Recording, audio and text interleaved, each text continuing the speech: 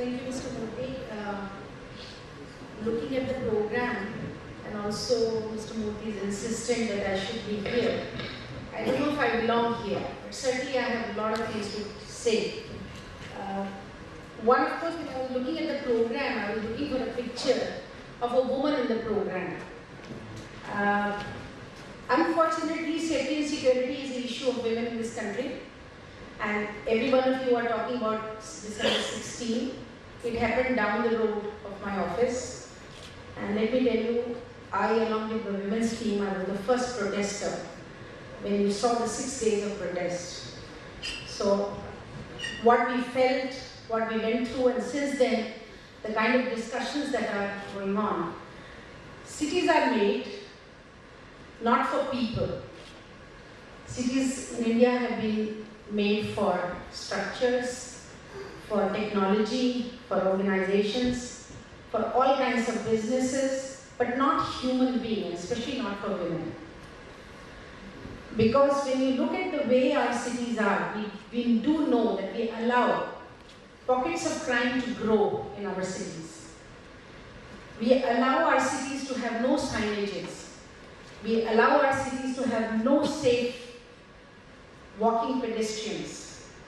We allow our cities to, create conditions in which normal human being becomes a criminal. So that's the story of the structure of the city. And smart city, I think I'm very happy to hear from the officer from Madhya Pradesh that you need to have smart mindset to have smart cities. You don't need only smart structures and smart technology to have smart cities. So I was traveling to Germany and I was invited for a conference. And I heard of a concept called handmade urbanism. I was very impressed. That looks at people first. How will you locate what kind of people, what kind of a system you will create? You may have thousands of cameras. You may have hundreds of phone lines, unrelated, unconnected. You dial 100, you dial 109, you dial 181, you dial 1029, all kinds of lines. But people who are managing those lines, what do they think about safety and security of women? Since the whole political discourse has changed after Nirbhaya, and what is the discourse? Women, we will provide you safety and security. So again, the safety and security with this kind of a program goes in the hands of all our big men who will provide safety and security to women. And not create conditions in cities with smart thinking. And let me tell you what are the smart thinking. The problems are not just of, we don't have cameras, we don't have Surat. I heard I'm very, very impressed with Mr. Asthana's effort to get, and I was asking him, what about response system? Munich police responds in 5 to 7 minutes. If a woman gives that call, that button that they're talking about on the phone, if that button is pressed, your family gets to know, the police gets to know, and some friend gets to know whose number you entered in that telephone. And then 5 to 7 minutes it takes for the police to reach the point. And not just the police. Maybe this emergency requires medical assistance immediately. Maybe this emergency requires some kind of a psychological counseling immediately for the woman. So all kinds of services are created together.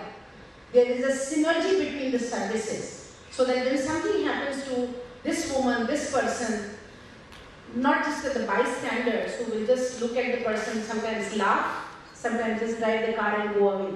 Like it happened in case of Nirbhaya, many, many cases that come to us we get to know about. And since we are running Rape Crisis Management Center in Delhi, we are running also, the violence against women management centers where we have many centers in the city. We know that women comes in our centers bruised, beaten up, bleeding. Then what kind of intervention she needs? What kind of policing support she needs? What kind of medical, psychiatrist, psychological support she needs? So when we are thinking about these kinds of things, think about the human being, the person who's going to live there, and don't create pockets. Now there are rooms, we try to look into this case of Gudiya. You remember in June after Nirbhaya case, there was a Gudiya case where a 6-year-old was raped by 2 boys and all kinds of things happened. We were studying the whole case, and I can tell you that not only that these boys were living in a room where 8 boys sleep by shifts. 4 sleep, so 4 goes to work, and the other 4 will sleep in those kind of areas. And those kind of pockets, when you create those pockets in a city, then no woman sitting in our home, in our, wherever, in our offices, wherever it is safe. Because we are creating those kind of conditions in which people are living, the space crunch, the poverty issue, the whole issue of, the breeding ground for crime. So here are safe walls where you can't enter because there is a chowkidar who will not allow you to enter during the day. That's the structure of our city. We transport our caste system from village to the urban areas. So there is a Brahminical area where you have all kinds of protection, safety, whatever height of the wall may be, whatever may be your barbed wire around your colonies. The day you walk out of those colonies, your daughters will walk out, your girls will walk out, your wives, your children. If the city remains as unsafe as it is, and the police remains as insensitive as it is, I'm going to come to that in a minute, then I don't think anybody is safe.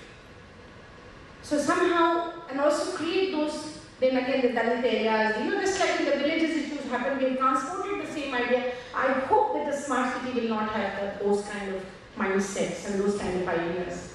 That we create conditions for people to act the way they act, and they create all kinds of crime in the city. Now, the other thing about, besides all the surveillance system, I'm all for it, I'm for the technology that we should bring in to make us efficient, effective, but at the same time, what are we doing to change the mindset within the police community? Do we have enough women police? I think I just heard that 33% is getting implemented. We have asked for 33% from top to bottom, so I hope that one idea at least has been acceptable, and now we are going to get 33% women police. But that's not enough. We need to make every police person sensitive towards any kind of crime against women.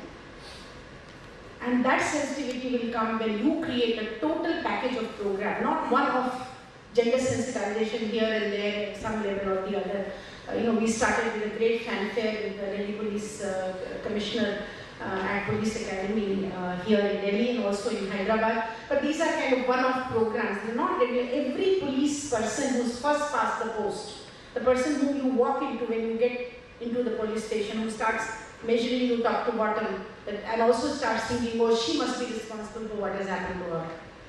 That's the normal mindset. That when you walk into the police station, the woman and say, this is what happened, I'm victim of domestic violence, then the police will say that, look, she must have done something wrong, must not have looked after children, must not have coped well, whatever. So that's that mindset, a smart mindset which considers crime as a crime, and also looks at the law and knows the law. That's another thing very important. Do first past the post police, are they aware of all kinds of sections of the law? Everything that is there for protection? If it is not there, then what is the point? Then you don't get the right information, FIR, you don't get the right kind of investigation done, then you don't get the scrutiny of the court properly, stand by your presentation of the case, and finally the acquittal happens. Finally justice does not get delivered, and then no fear of the law.